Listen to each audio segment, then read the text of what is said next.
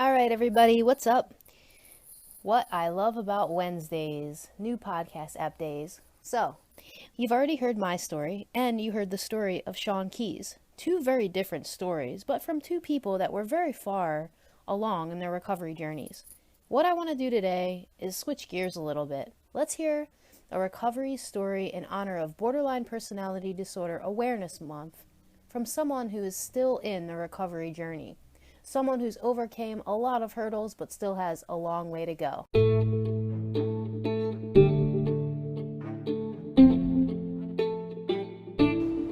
I'm Rose Skeeters, host of From Borderline to Beautiful, a show about hope and recovery for BPD.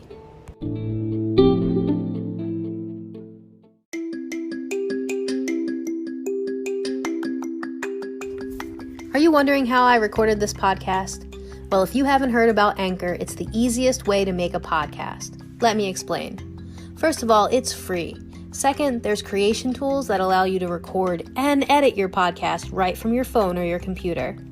Anchor will distribute your podcast for you, so it can be heard on Spotify, Apple Podcasts, and anywhere you can hear a podcast. You can make money from your podcast too, with no minimum listenership. It's everything you need to make a podcast all in one place. So if you have something to say, I encourage you, be bold, own your story, download the free Anchor app or go to anchor.fm to get started.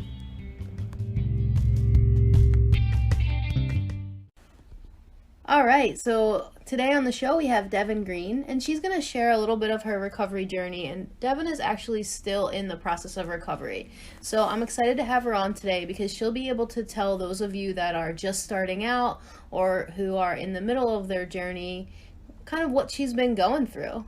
Welcome, Devin. Hi. Hey.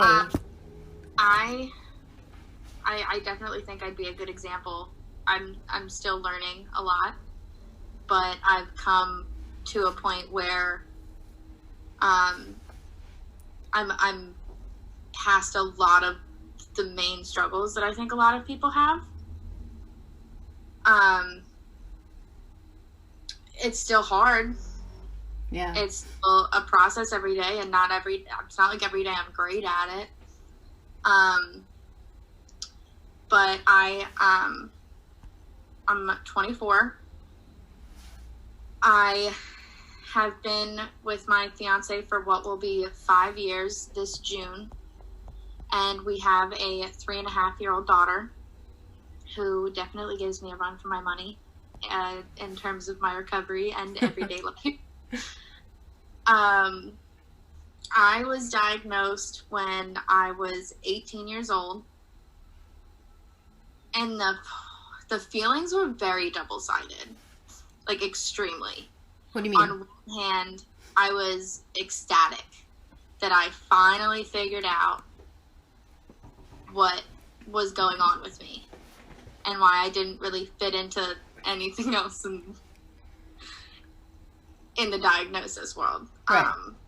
Were you diagnosed with like other things before you were diagnosed with that? I mean, like the obvious stuff, depression, severe depression,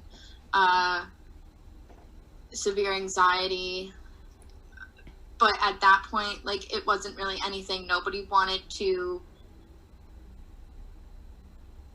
diagnose a 17-year-old. I mean, I had just turned 18, so I was 17 when I was really heavy in therapy and trying to figure it all out.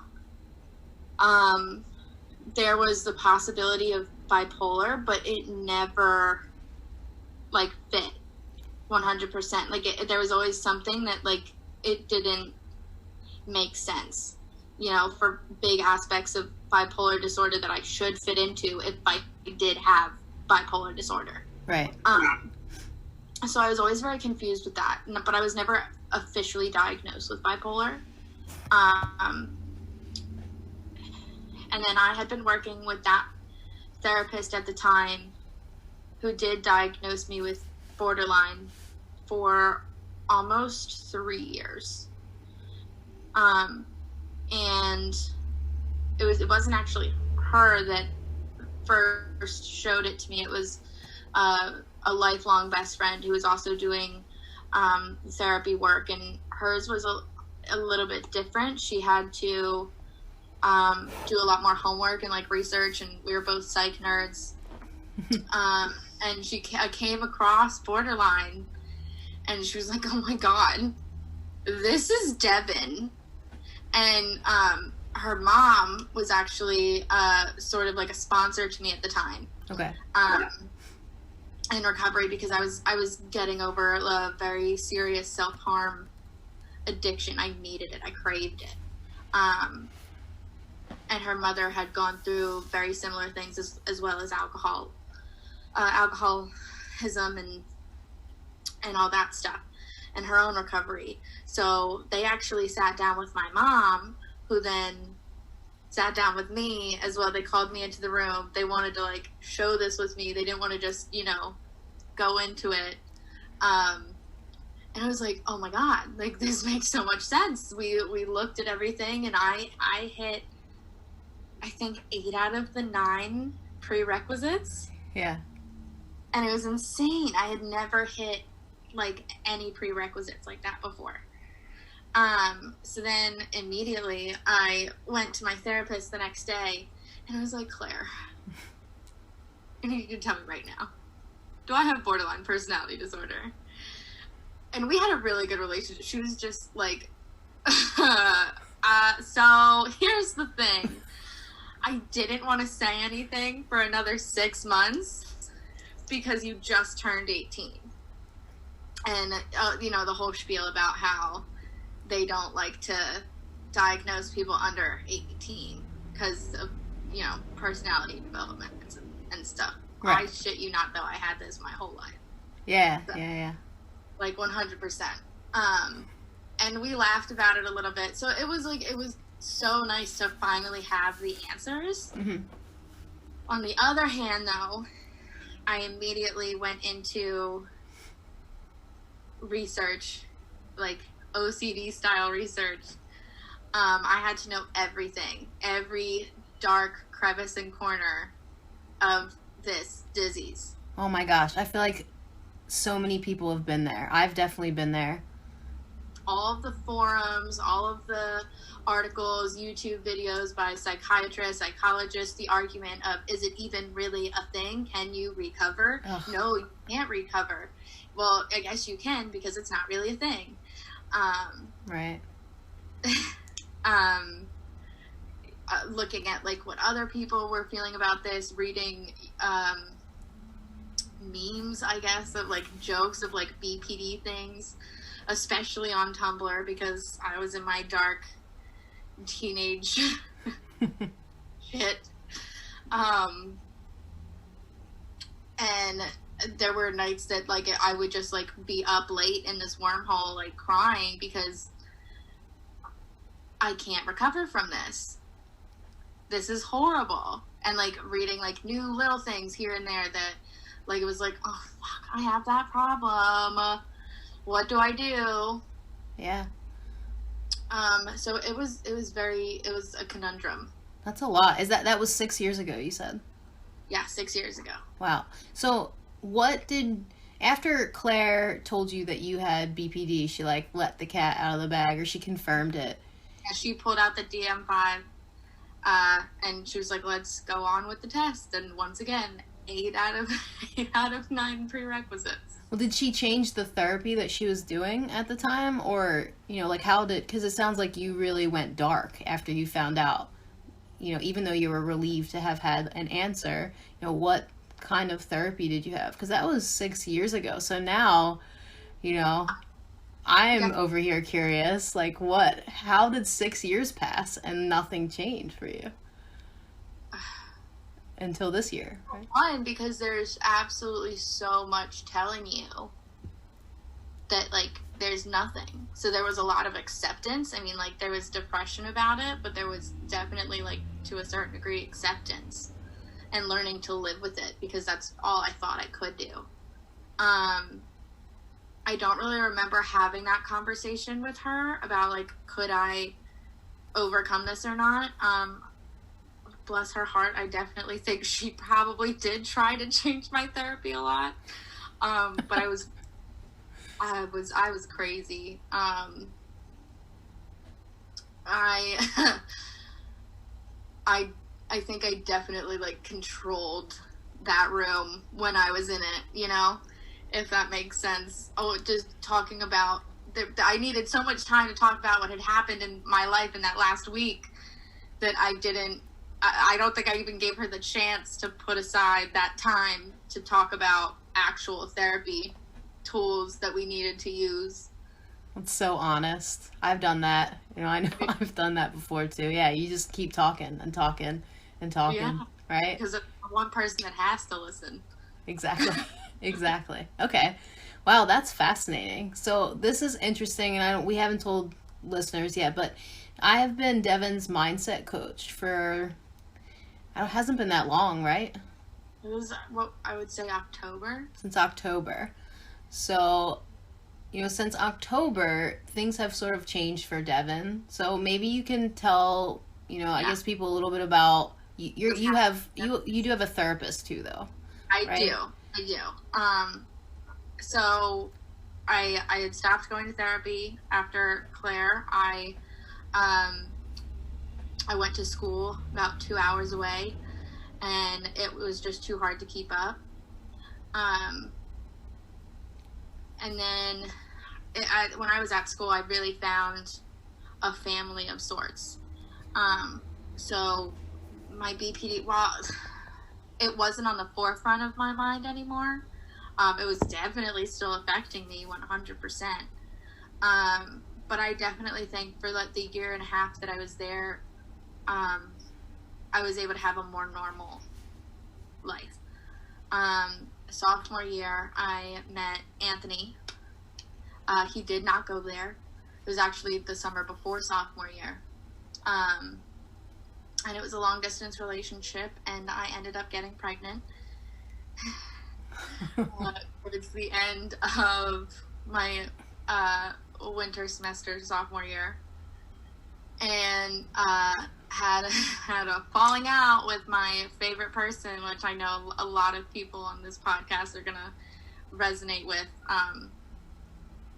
I guess like in like BPD terms, it's definitely something very real for me. I have that magnetic force in me that draws me to that person that I love so much. And I do have multiple. It goes through changes, but my roommate, my best friend, I had a falling out with her. I was jealous of a new friend that she had made who I knew wasn't a great person, and I didn't want her to get hurt. And it was where it was wrong of me to get jealous and, try and say, this is not okay for you to do. Like, she's gonna fuck you up. I needed to let her know, but I also needed to step back and let her figure it out for herself. But we were both in like a very hard time in our lives that we just weren't willing to hear each other. So my roommate, we woke up one day, we had been fighting for weeks, and she told me she was leaving our room and moving in with the other girl. Oh, wow. Talk about abandonment issues. Oh, yeah. That's your FP. Yeah.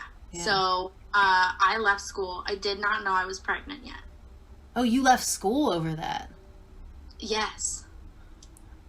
It was bad. Yeah. I'm trying hard not to laugh because, like, what I know about Devin now, like, it is kind of funny, right? That's so intense. That's BPD right there. That is it. In a nutshell. It is why I wanted to bring it up. That was a very, like, that's when the BPD really started wreaking havoc on my life. Wow. Now, at the same time, it's like, really devastating to know that you were so impulsive and just felt so rejected and so abandoned by this girl that you uproot your whole life path. Yeah. Yeah. Okay. Keep going. So I left school. That was probably November, like right after Halloween. Found out I was pregnant right before Christmas. I had immediately gotten a job when I got home, and around March I had to stop working doctor's orders. I was basically put on bed rest on and off throughout my whole pregnancy. So it was very hard on my mental health. And then, work, started from the bottom coming up. It's very,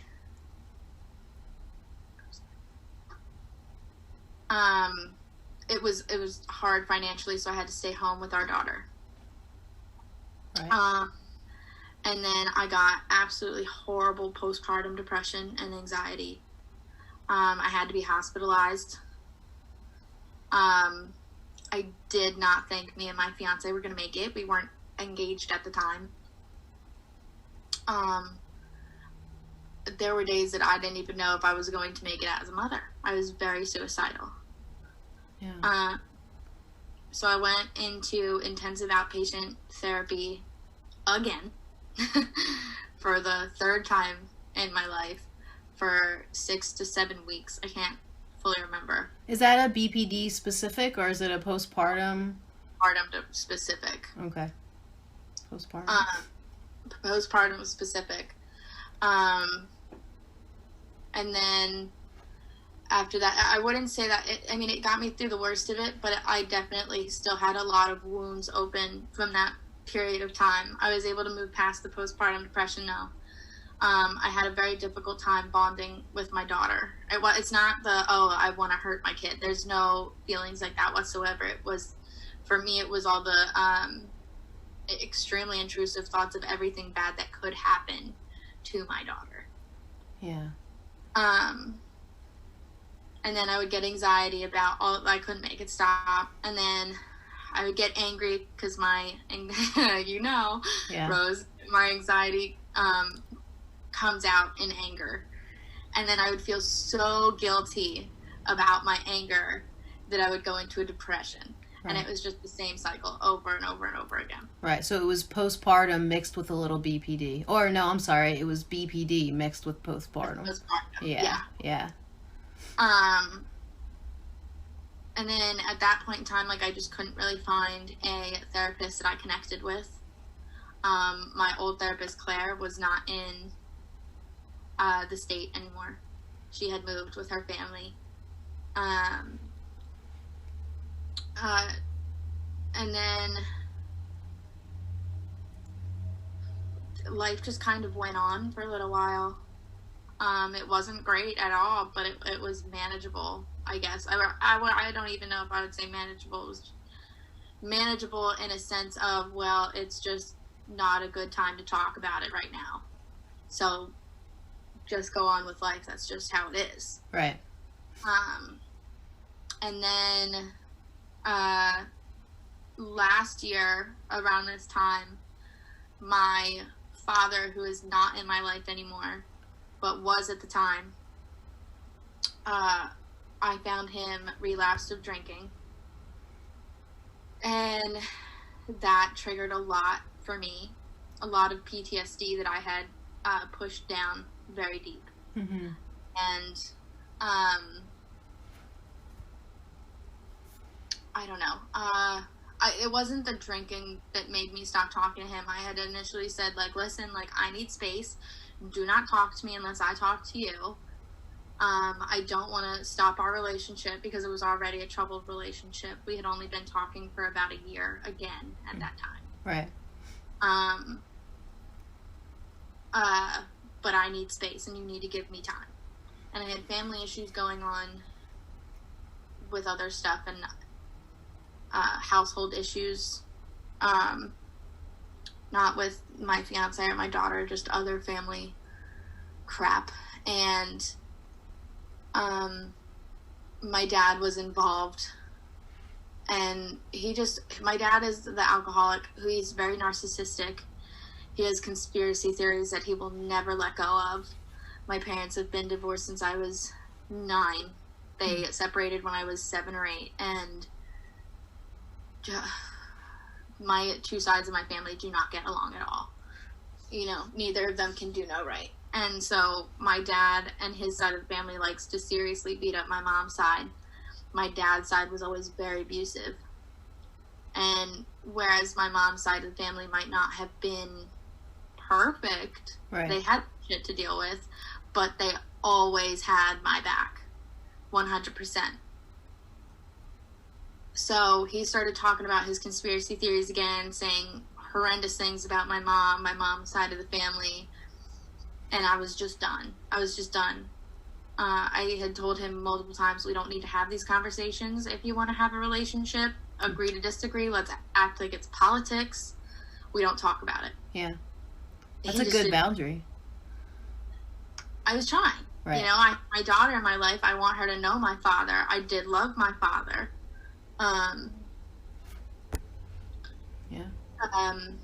But it just wasn't great. So all that uncovered a lot of PTSD. And I was going through so much over the summer emotionally that I ended up losing like 60 pounds. Wow. But my emotional state was just getting worse and worse. I now have a 2-year-old turning 3-year-old who's pushing every limit, needing more from me that I don't know how to give. Yeah. And I was losing my mind. So I started seeing my therapist who specializes in DBT, Julie, in August, right after my daughter's birthday. And she really did start that recovery process. She kickstarted it. I had never done DBT before. I don't know why, but it was very hard to find a therapist that would do DBT with me and my insurance. And, you know, it was going great and everything, but there was just one issue that Julie could not help me with, and that was my parenting. She did not have any kids. So, you know, while she knows a lot of the psychology about it, she went to school for it. She, you know, she has her doctorate. It wasn't, we weren't connecting there. Yeah. And not in a bad way, you know. That's fair. Julie's great, you know. She really... With the two of you helping me, I don't think I would even, like, be here right now. Fair. And then I started looking for, with her help, you know, parental guidance therapists and coaches.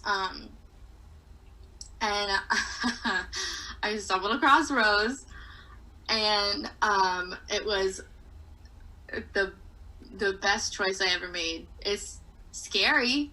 She's very hard on me. Yeah.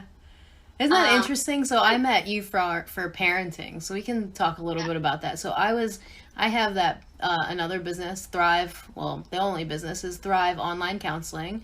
And at the time I work with people with depression, anxiety, couples, parents, not just people with BPD.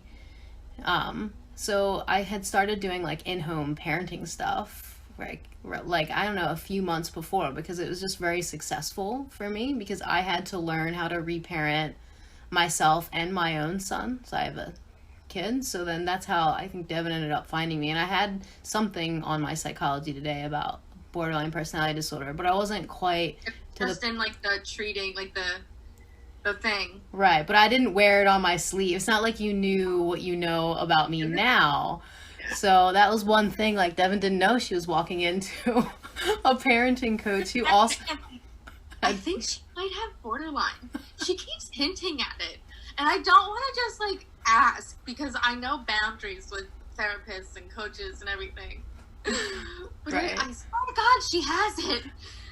And then finally, I just lay it out on the line. Well, listen, you know, coaching someone who is trying to become a better parent, or who is from a relationship and like two people are on different pages, that's way different than coaching someone who has borderline personality disorder, who has a child, because you know, you were never nurtured and parented as a kid, right?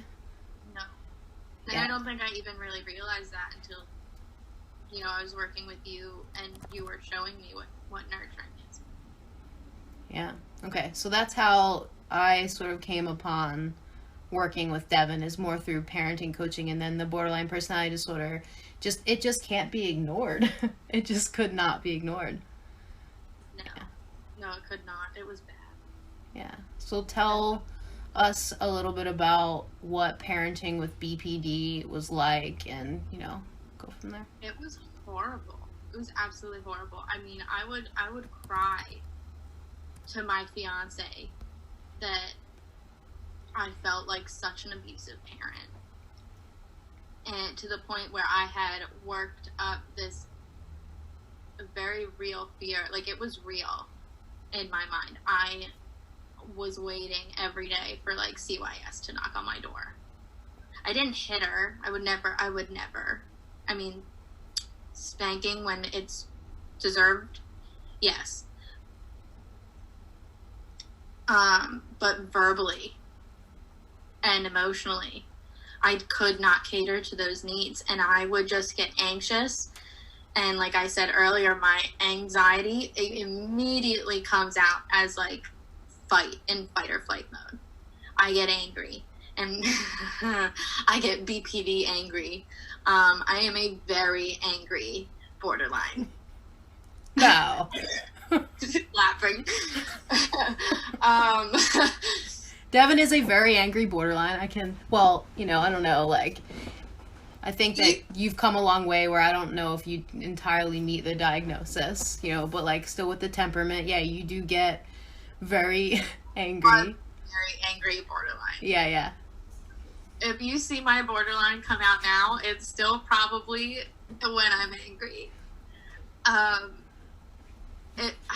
would just like yell, like, in frustration, like, and over talk completely, like, expect her to have this conversation with me because I'm angry and you're causing me to have these emotions. Validate them to a 2-year-old. Yeah. That's so messed up. Yeah. And I when I say that, like, I am not judging anybody that, is still having that issue. I am not one to talk. Right. At all. I still, especially with this quarantine, like, you'll see it come out and I have to stop myself. But, going back to what it was like, it was erratic. Probably in every way of parenting, there was at least one type of way for that I could not give her what she needed.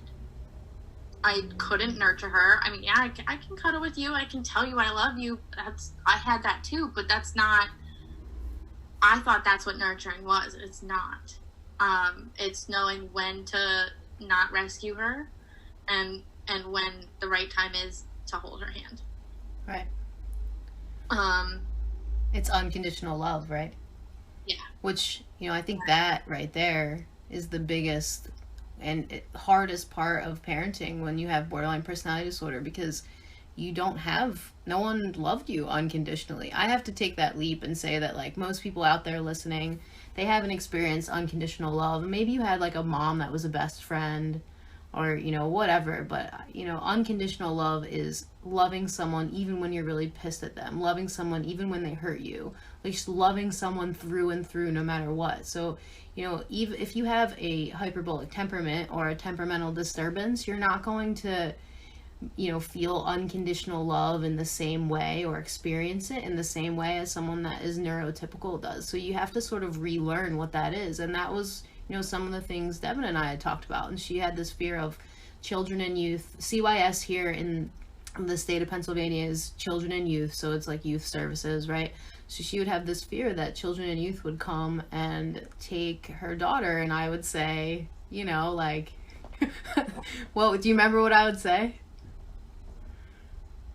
I mean, which time? Like, I'm not calling them. What are they going to do? Right. I would say that. And then I would also be like, I bet that your anger is so intense. So we have, like, paranoia with BPD, right?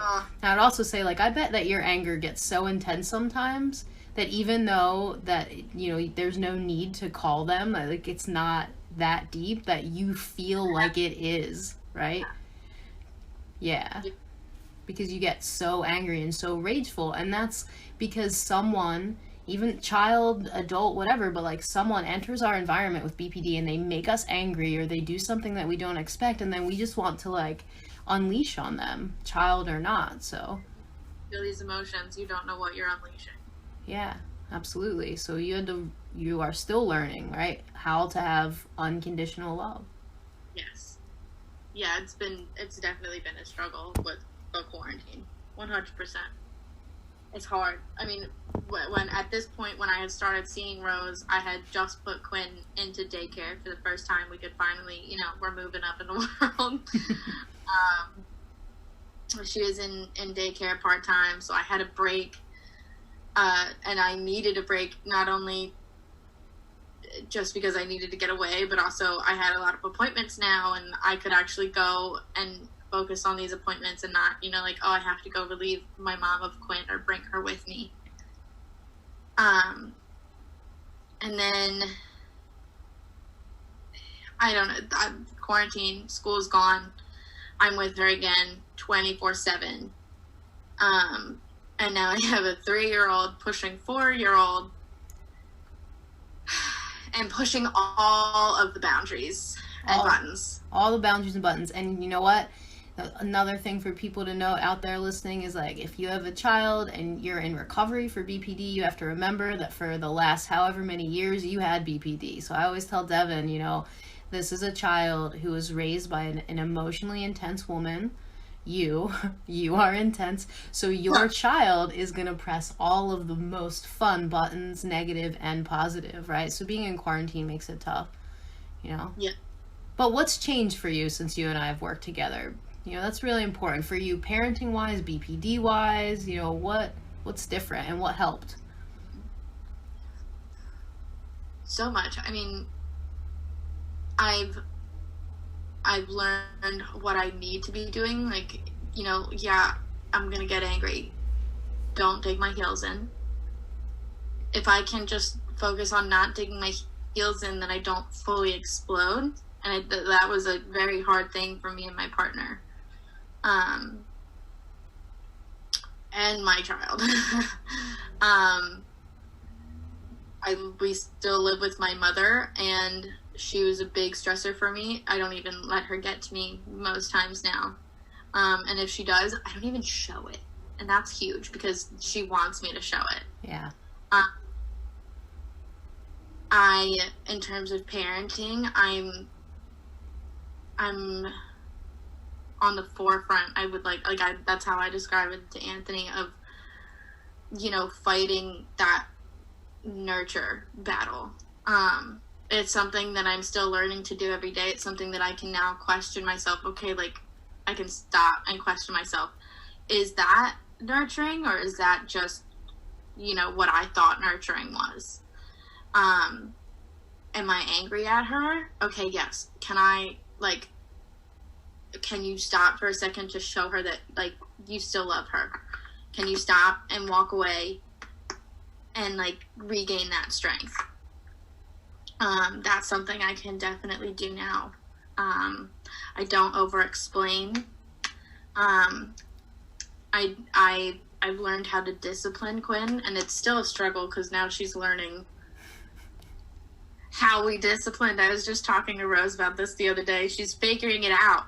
Yeah. And now she's pushing it even more, and so we're dealing with that now, and I'm trying not to lose my cool, and I've learned how to forgive, definitely, and find more joy in situations, even when, the negatives are telling me that, no, don't feel that way. You have to focus on the negative. I don't have to do that anymore. I can tell that side of me to, shut the F up. And the thing that I've had to, one of the biggest things I've had to accept is that I'm going to feel that emotion for a while. We, as borderline, go from 0 to 100 almost immediately. And while I don't have to keep I can keep my emotions from going to 100, they're still going to get high. and it's still going to bother me, and I'm still not going to want to feel those things. I think that's one of the biggest things is that I've learned, that I'm going to feel this for a while, but it will go away. I can't make it go away. I can surround myself with positive things. One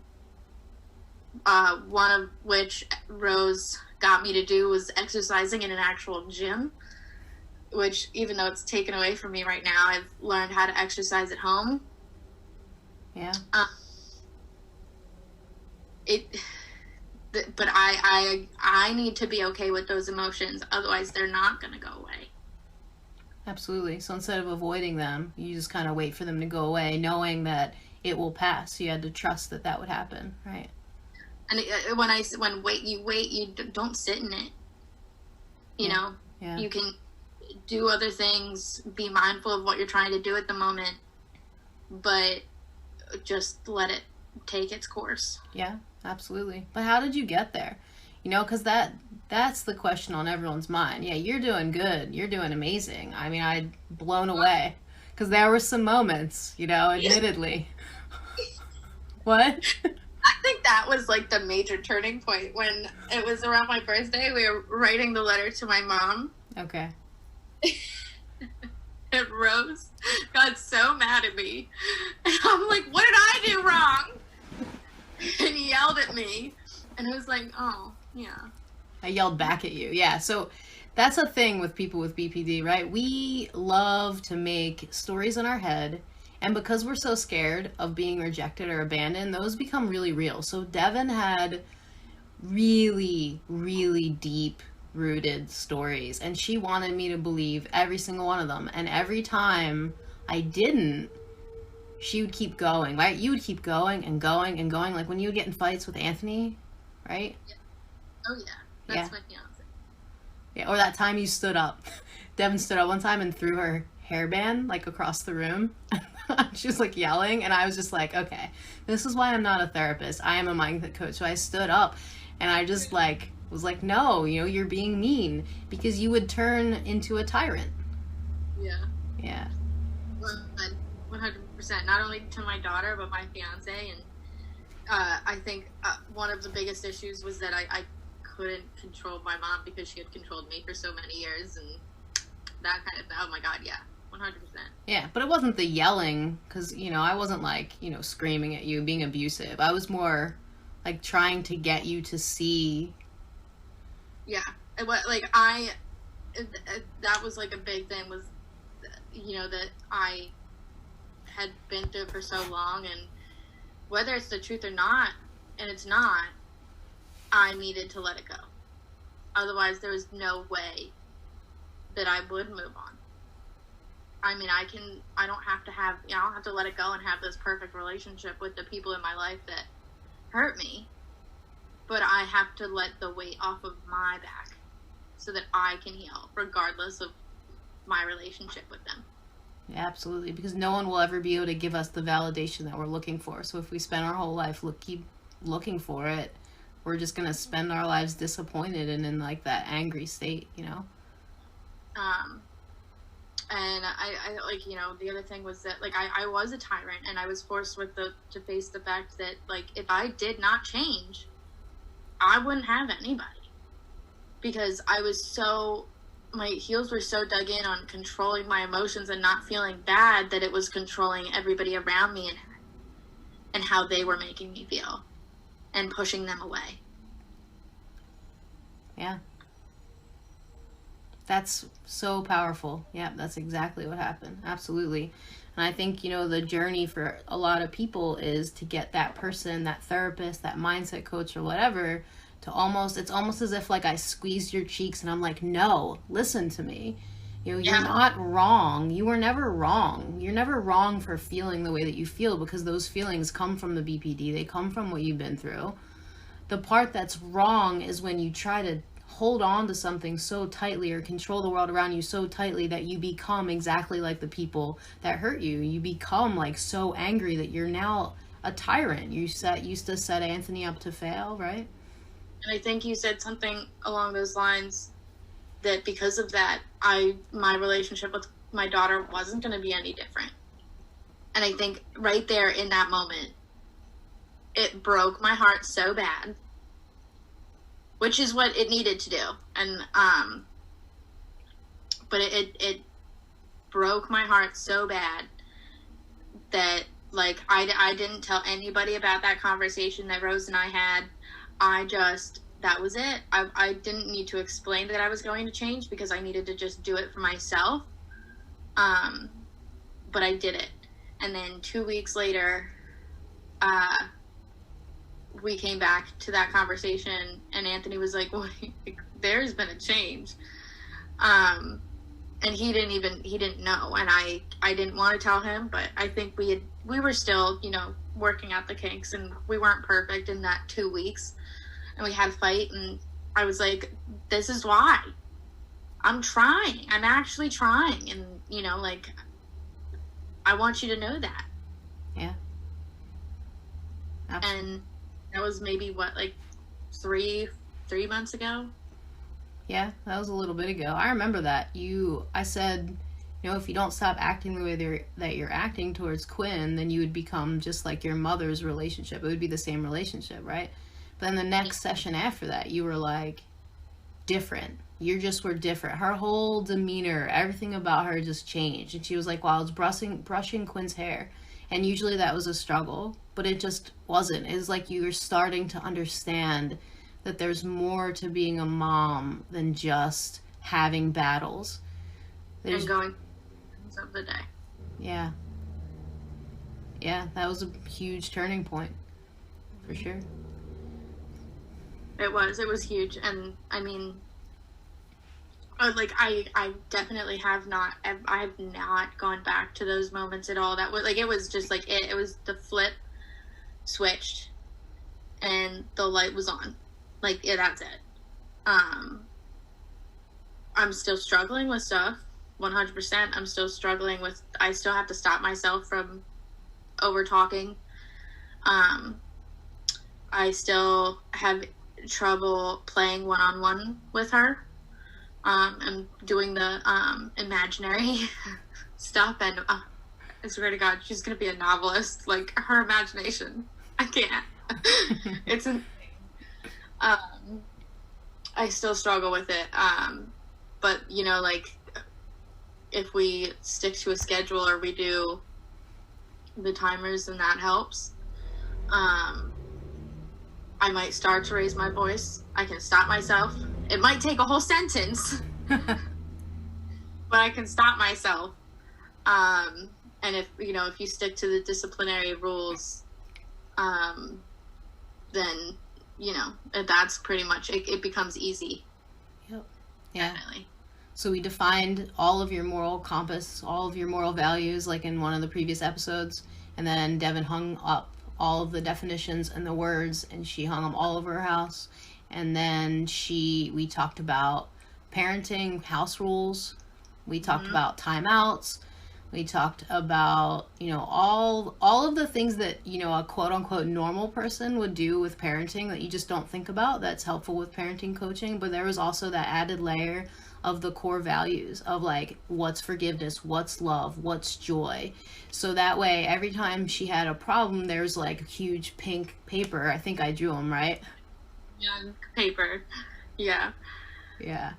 Over my kitchen. All over her house, our kitchen, yeah, where she could go and read the definition and practice it. And now, I mean, it's hard because, like you said, you're in quarantine and it's new to you. And you thought for 6 years, more than that, you had BPD, you said pretty much your whole life, you knew it.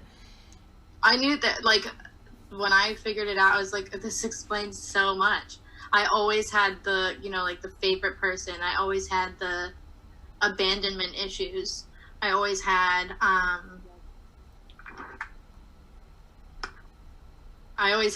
the emotional instability. It was just there. It made so much sense. The erratic emotions, just everything. Yeah. And then you take that on as your identity for 6 years through pregnancy, through these tumultuous relationships with people, and then you meet Julie and you start DBT, and then you meet me And then, you know, I feel like the thing that I do for people is I just tell the truth. And I think that I have to tell the truth sometimes at a loud volume. Right? Yes. But I told you things, even Julie, you know, I would contact Julie and Julie would say the same things that I had in my head, but she can't say them. That's the thing about therapy, right? Versus like mindset coaching. She just couldn't say the things to your face that she wanted to. Julie is the, I'm going to hold your hand and pat you on the back, even when you're not doing it 100%. And Rose is, what the fuck are you doing? Like, I showed you how to do this. Do it right. You're fighting it too hard. You don't want to change because you won't put the work in. Yeah. 100. But that's what I needed. You know what I mean? Like, the truth, because no one tells us the truth. Exactly. Nobody wants to upset us. Nope. So you go through your whole life, and especially like if you've had trauma, you go through your whole life and nobody tells you the truth. Adults are just unsafe, unstable. So then you get therapy, and therapists are awesome, but they're very coddling most of the time. So, you know, I find when people come to me, like, the thing that creates change is being told the truth, being told, like, all the patterns that you do and how that prevents you from getting what you want. Now, if you're comfortable with, like, a life of BPD, that's different, but Devin wasn't comfortable with it. You want to be a good mom, and you are when you're not angry, and you're working on every time you get angry, right? Like, how do I connect with this kid again? Exactly. It's not easy. I will not say that it is easy, but it is the best, hardest thing that I've ever had to do. It's awesome. Yeah. And before we, like, move on, you give advice for everybody about parenting with BPD and just, like, you know, having BPD and recovery. Can you just tell people a little bit about your medication journey? Yeah. Psychiatrists are very hard for me. When I was a young child, probably starting out at the age of 5 or 6, I was diagnosed with ADHD and depression. Because of my parents fighting, the depression kicked in at a very young age. I don't fully remember it. But I remember talking to my therapist at the time about suicidal thoughts, and I didn't understand what that meant. Just that I wanted to take a knife into my room, a big scary knife. Wow. Yeah. So I was put on different ADHD medication, and I just remember I've always hated taking medication. I hate it. So I think it was around 9 or 10 that I asked it to be taken off of it. I was doing good, so, you know, psychiatrists don't, a lot of the time, at least back then, don't want to keep you on medication your whole life. You know, if you can do the work and get better and learn to cope naturally, then that's what they're going to go for, 100%. And then I think from that point it was like, okay, like, I'm cured. I don't have ADHD anymore. A lot of psychiatrists as of late have wanted to diagnose me bipolar. I'm not. I am not bipolar. I've talked to a few that don't even agree that borderline personality is real. They're full of shit. That's a whole other episode. Yeah, exactly. So I was going through this whole thing, trying to figure out what I needed. I was on Seroquel because I had been put on Seroquel in high school, and it did work. So I went on Seroquel again before I even started talking to Rose. And at first it was great. It was really helping me. And my dosage kept going up as it usually would. And then it was just making me angry. And Rose and Julie had both pointed out that they really thought that I wasn't actually over my ADHD. And I didn't really understand what they were talking about until they really started pointing it out. And I was like, oh, shit. And so I went into the psychiatrist that I had been seeing for a while, another one that thought I was bipolar. And she just would not take my answer for it. I had said I want to be taken off of Seroquel, put on Prozac, and be tested for ADHD so I can get on medication. Okay, well, we'll just lower your Seroquel only a little bit, not as much as we can safely. But I think that you're bipolar, so I want to keep you on a mood stabilizer. Isn't that horrible? And that psychiatrist had been working with her therapist at the time and still wouldn't listen to her therapist. I even wrote you a letter. Well, this is like later on. Yeah. Yeah. So it was difficult. It was very difficult. I got weaned down, and I stopped seeing that psychiatrist. Found another psychiatric office, and I still needed to be tested, which was fine, but they couldn't do the testing. They put me on Prozac, so now I'm on 20 milligrams of Prozac, and I should soon finally be on Ritalin as well to help my ADHD, because that definitely feeds into my borderline a lot with the impulsivities. And jumping to anger, not being able to control it, because especially with a toddler, I have so much going on in my head at all times. And it makes me anxious. What happens when I get anxious? I get angry. And so I need something to quiet all of that going on in my head. I mean, I can only read a book for 5 minutes before I can't even pay attention, and I get so frustrated and upset. Right. Yeah. Cooking is hard for me. Like, everything is hard. And I think that's also one of those things that makes it so hard for me to play with her one-on-one, because my brain is so overstimulated. Yeah. I can't enjoy things. I can't concentrate on what I'm doing. I need to move on to the next thing because there's so much to do. You're easily distracted. Yeah. Yeah, definitely. Isn't it crazy though? Even as you tell the story, I have all these like new realizations, I feel like, all the time. And I'm realizing like how easy it is for you to get, or it was for you to get Seroquel. It was just so easy for that doctor to take up her prescription pad, diagnose you with what she wanted to diagnose you with, and give you an antipsychotic medication. But now that Devin's out there, she's trying to get a psychostimulant for ADHD, right? For an ADHD diagnosis that she had when she was a child. She clearly meets the criteria for ADHD, taking aside the borderline personality disorder, like just take it out of the picture for a minute. And she can't get medication. They're putting her through lots and lots of like hoops to try to get medication. But yet they would just totally drug you up without issue, right? Yeah, it made it worse. It made everything worse, the Seroquel. It made me so angry. I mean, I got lowered finally down to the lowest dose that you can take, and already I was like, oh my God. Like, I remember like crying to you, like, I just wasn't angry all the time. Yeah. For the first time in months. Yeah.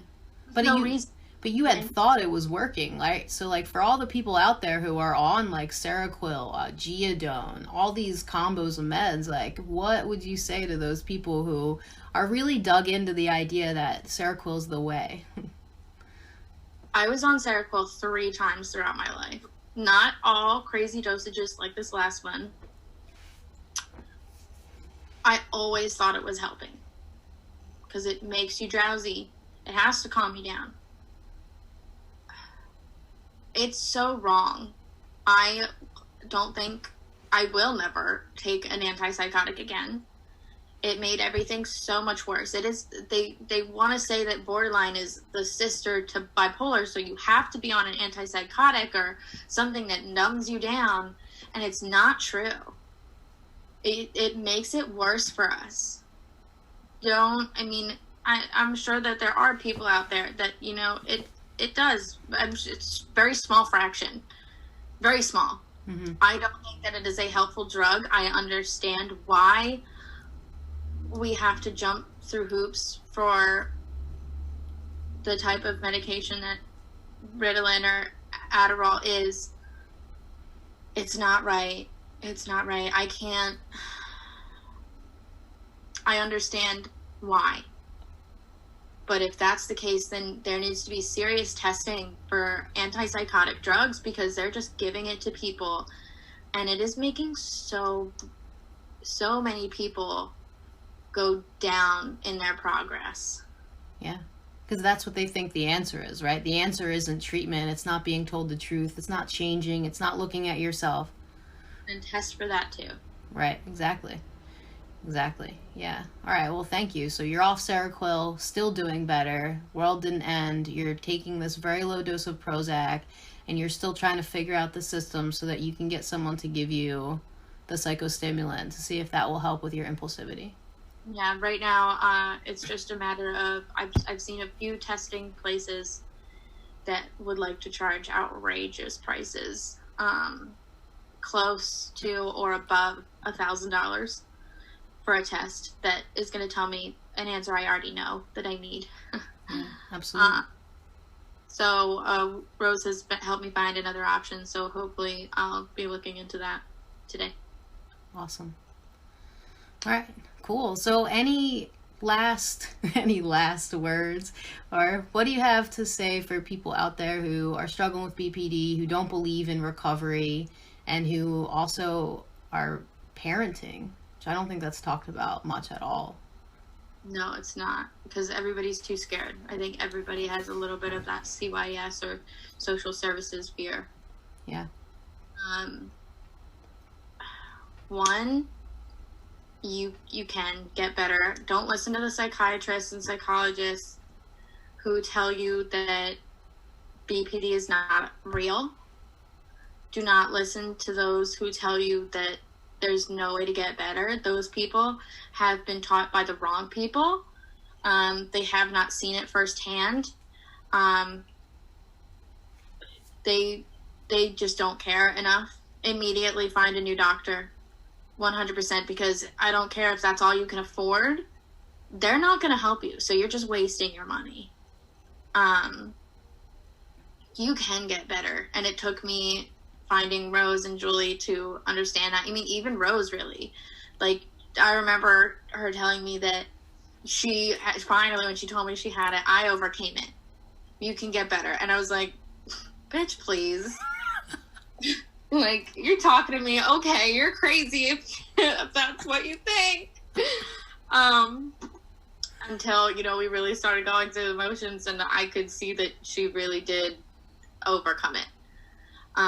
Keep listening to this podcast and following, because she has some of the best advice. I don't think a lot of people that have BPD and that are in her position want to give out that advice, because there's so many, rules and regulations of how a mindset coach or a therapist, psychologist, counselor, psychiatrist are told to act and told to say. And that's just not true anymore. It's not. We're learning how to overcome it. Just like they have new information about other diseases every day, they have new information about this every day. And we can be different. We can get better. There's a way out. Stop listening to all of the, borderline forums and stuff where people say, oh no, we're not getting better. I'm this old and I didn't get better. You didn't put in the work. You didn't. I'm sorry if that offends anybody, but you didn't. You didn't find the right person to help you put in the work. And with parenting, I think, I mean, on a certain note, I want to say, stop beating yourself up. But at the same time, if I had not beat myself up to a certain degree, I would have never changed. I was not a good parent. I was verbally and emotionally abusive. I now have a great relationship with my monster toddler. As best as it can probably be for any parent at this time in their lives.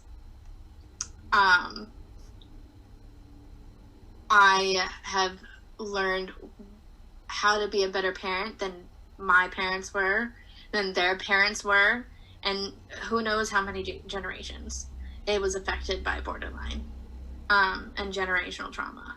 You can overcome it, and to a certain degree, do not beat yourself up, because you can change, but beat yourself up enough to change. Awesome. Because you can. Awesome. Thank you so much. That's so powerful, all of the things you're saying. Thank you. Yeah. I'm so grateful to have had you on the show. Thanks for coming on. This was great. I'm glad that I can, shed some light for others who are going through what I did go through. Yeah. Just incredible. Like, Devin's story is incredible. We'll have to have you back on, in the future to talk more about Quinn and more about, like, you being nurtured as a mom. And then maybe I can share some of my stories that I've shared with you and my parents. Have a lot of in common. Yeah. Yep.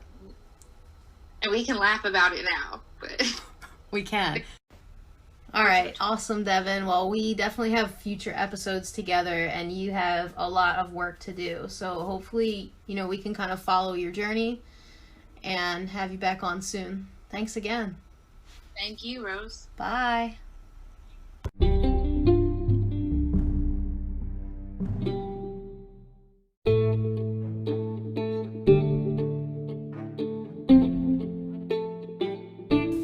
Are you tired of feeling frustrated, resentful, or disconnected from your family, friends, and partner?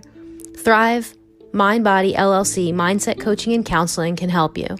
Visit us on the web at thriveonlinecounseling.com. Again, that's thriveonlinecounseling.com. And receive 10% off your first session pack with coupon code THRIVE10. See you then.